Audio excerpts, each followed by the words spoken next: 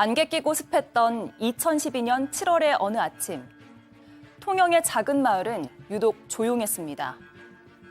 10살 초등학생 한 양만이 가방을 메고 학교에 가기 위해서 걷고 또 걸었습니다. 그때 하얀 트럭 한 대가 한 양 앞에 멈췄고 한 남성이 더운데 태워주겠다고 말했습니다. 걸어서 1시간이지만 차로 10분이면 갈 수 있는 거리. 한 양은 트럭에 올라탔습니다. 그러나 그 뒤로 한 양은 집으로 돌아오지 못했습니다. 아버지는 딸이 사라졌다며 경찰에 신고했고 엿새 후 경찰은 한 남성을 검거했습니다. 이 남성의 정체는 무엇이었을까요? 오늘 사건 연구소는 인면소심 살인범 김점덕 사건을 분석해봅니다. 자, 경남 통영에서 10살짜리 여자 초등학생이 실종됐던 사건입니다. 자, 이거 정말 가슴 아픈 기억나시는 분들 계실 거예요. 일단 이수진 기자가 사건 개요부터 좀 다시 한번 설명해 주시죠. 네, 2012년 7월 16일에 10살 초등학생 아이가 등굣길에 실종된 사건입니다. 당시 한 양이 실종된 걸로 추정되는 시간 즈음에 휴대폰 신호도 끊어져서 행방을 찾기가 어려웠고요. 사건 발생 사흘 뒤에 버스 정류장으로 향하는 도로변에서 휴대폰을 발견한 경찰이 이 사건을 공개 사건으로 전환을 합니다. 한 양은 좀 혼자 있는 시간이 많았던 아이였는데요. 아빠는 이제 타지에서 일하느라 집을 많이 비웠고요. 그래서 마을 주민들이 집에서 밥을 먹이기도 하고 이웃들이 학교에 데려다주기도 했어서 이 아이가 사라진 뒤에 많이 안타까워했습니다. 자, 그런데 목격자가 나왔습니다. 목격자가 나왔지만 아이를 찾지 못했고 범인 검거도 쉽게 이루어지진 않았었어요. 네, 목격자가 김정덕이라는 이웃 주민이었습니다. 사건 당일 아침에 버스 정류장에서 봤다라고 하니까 이걸 또 방송 인터뷰에서 한 거예요. 경찰은 그 말을 믿고 CCTV를 다 분석을 하기 시작했는데 아무리 봐도 CCTV에 버스를 탄 모습이 안 나오는 겁니다. 그럼 이제 이 목격자의 얘기가 의심스러울 수밖에 없지 않습니까? 그래서 이 사람을 찾아 나왔는데 방송 인터뷰 이후에 없어진 거예요. 결국 용의자로 보고 이 사람 주변을 수색을 했더니 아닌 게 아니라 김씨 소유 트럭에서 이 한 양의 머리카락이 발견이 된 겁니다. 그러니까 목격자가 아니라요. 사실은 자신이 범인이었던 겁니다. 예. 자, 교수님, 제가 저 김점덕이가 그 MBC 뉴스에 목격자로 인터뷰로 나왔던 그때 그 리포트를 전 봤거든요.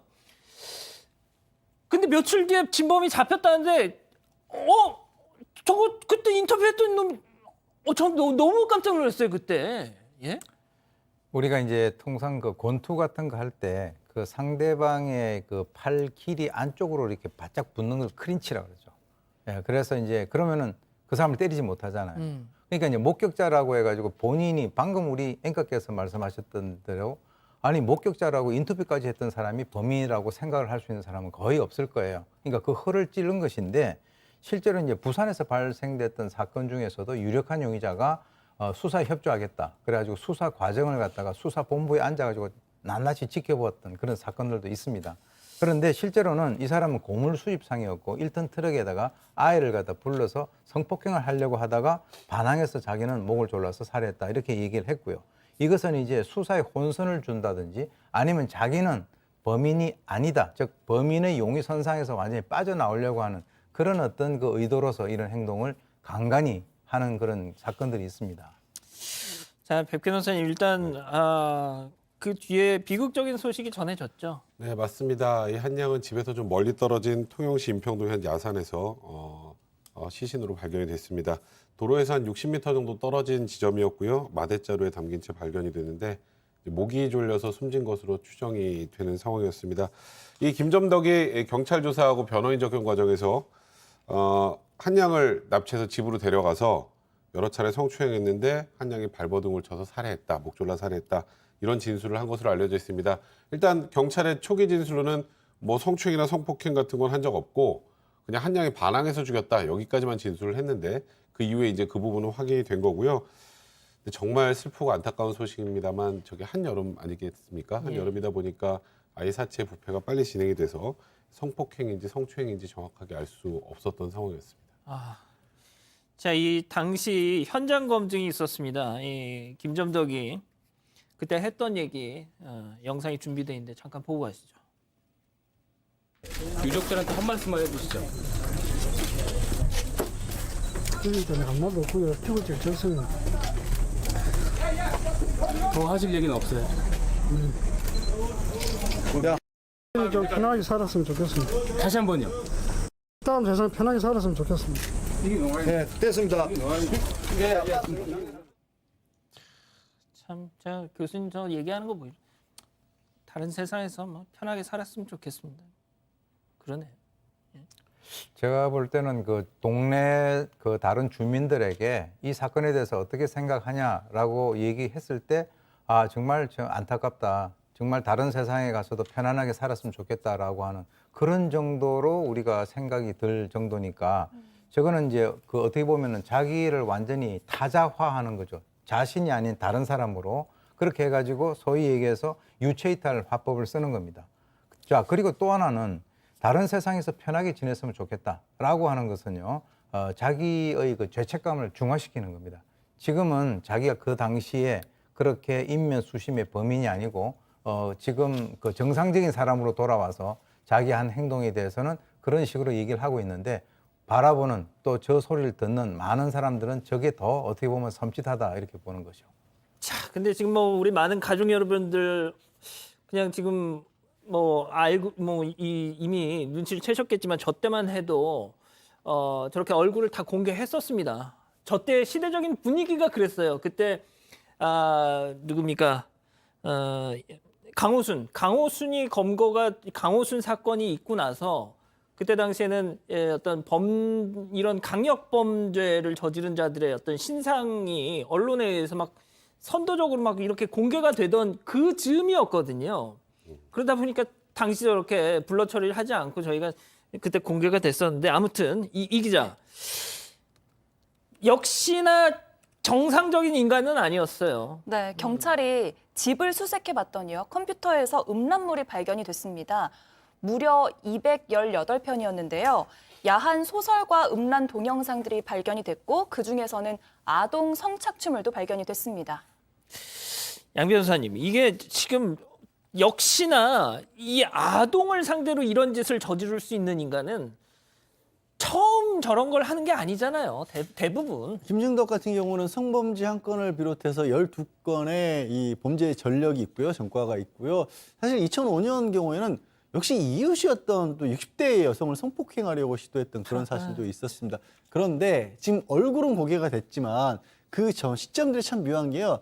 이게 2008년 이전이었기 때문에 전자발찌가 과거의 범죄로는 도입이 안 된 상황에서 전자발찌도 사용을 안 하고 있었고 또 이 성범죄자 알림이 제도가 도입이 되기 전이었기 때문에 신상 정보도 동네에 공개가 안 됐던 겁니다. 지금하고 또 그런 부분이 달랐던 거예요. 세상에 교수님 어쩜 좋아요 그럼. 예? 지금 이제 전반적으로 2000년에서 2010년까지 10년 동안 한국형사정책연구원에서 이제 분석한 자료를 우리가 보게 되면 아동 청소년 대상 성범죄로 유죄 판결이 난 그 확정된 사건 956건 중에서 이 13.8%라고 하는 것이 바로 이웃 주민이라든가 이미 그 전에 그 아이에 대해서 알고 있었던 사람들로 이루어졌다라고 하는 것이죠. 그래서 2010년도 1월 1일부터 바로 이제 우리가 잘 알고 있는 성범죄자 알림이라고 하는 것이 아동 청소년을 대상으로 해서 성범죄를 저질렀던 그 사람들의 정보가 공개되기 시작을 했는데 실제로 이 사건이 발생이 되고 난 이후에는 이 부모들을 중심으로 해서 이거 우리 주위에 도대체 어떤 인간들이 있는가에 대해서 굉장히 관심이 고조가 됐습니다. 근데 사실 이제 확률론적인 그런 측면에서 봤을 때 우리 주변에 저런 사람들이 많이 있으면 있을수록 그것이 피해를 볼 수 있는 그런 가능성이 높다라고 하는 그런 측면에서는 사실 지금은 이제 완전히 좀 시스템이 정비가 됐지만 그때까지만 하더라도 좀 약간 초보 단계였다 이렇게 볼 수 있습니다. 자, 하지만 역시 가장 큰 상처를 받았던 거는 이 숨진 아이의 가족들이었겠죠. 아버지의 얘기 한번 들어보시죠. 제가 검사님이 한번 연락이 많았더라고요. 그 사람 대해서 어떻게 하고 싶었냐고 묻대요. 지금이라도 내가 죽일 수 있으면은 내 손으로 죽인다고. 저 사람은 무조건 삶을 대해야 된다 했어요. 양 변호사님 어떤 판결이 나왔죠? 무기징역이 나왔습니다. 이제 검찰은 사형을 구형을 했지만 법원에서는 생명을 박탈할 형벌을 내리기에는 뭐 이게 표현이 그렇습니다. 좀 부족하다라고 해서 무기징역을 선고를 했습니다. 자, 백 변호사님, 제가 마지막으로 여쭤볼게요. 이 아버님이 또 다른 언론과의 인터뷰에서 이랬습니다. 재판부의 이제 판결문을 인용을 하면서 말씀을 하셨어요. 김점덕의 불우한 가정 환경이 사형을 면한 이유라는데 내 딸은 그럼 죽을 이유가 있어서 죽었느냐? 우리 집도 이 아이도 가정 환경이 그렇게 좋지 않았다라면서 울부짖으셨어요. 20여일 전에 딸이 꿈에 나타났다. 꿈에서라도 오랜만에 본 얼굴인데 아무 말도 하지 않고 그냥 아이가 가버렸다. 재판 결과를 미리 알았는지 아이 얼굴이 너무 어두웠다. 이렇게 아버님 말씀하셨어요. 사실 이 아동 상대 성범죄 거기다가 아동을 이렇게 잔혹하게 살해했음에도 불구하고 아까 말씀하셨던 것처럼 뭐 어렸을 때 불우한 환경 이런 게 이제 양형 조건들이 쭉 들어 있었겠죠. 판결문에 보면. 근데 실질적으로 이 재판부 법원의 판단은 이게 피해자가 한 명뿐이라는 겁니다. 흉기를 사용하지 않았다는 거, 범행 그 수법이나. 저는 개인적으로 피해자가 한 명이면 사형 선고가 안 된다. 거의 대부분 지금까지 피해자가 한 명의 경우에 사형 선고된 적으로 제가 알기로 거의 없었던 걸로 알고 있습니다. 과거 이영학이 한번 1심에 선고됐었습니다만 결국 그것도 무기징역으로 변경이 됐죠. 아동 상대로 이렇게 잔혹한, 그러니까 앞으로 정말 오래오래 이 세상을 행복하게 살 수 있는 이 아이의 목숨을 뺏는 그런 범죄를 그냥 단순히 피해자가 한 명이라는 이유로 사형 선고를 하지 않는 거. 물론 우리나라가 지금 사형 집행을 하진 않습니다만 이게 과연 국민들 입장에서 합당한 처벌인가에 대해서 또 피해자 가족들 입장에서 마찬가지겠죠. 그런 것으로 생각을 한다면 저는 개인적으로 지금 아이 상대로 하는 이런 범죄들에 대해서는 아쉬움이 좀 많이 남습니다. 자, 일단 김점덕은 무기징역을 받고 지금 어디에선가 지금 잘 살고 있습니다. 저는 열심히 일해서 돈 벌어서 세금 열심히 납부해서 김점덕이 아침, 점심, 저녁 세 끼 꼬박 챙겨 먹을 수 있게끔 세금을 잘 내야겠죠?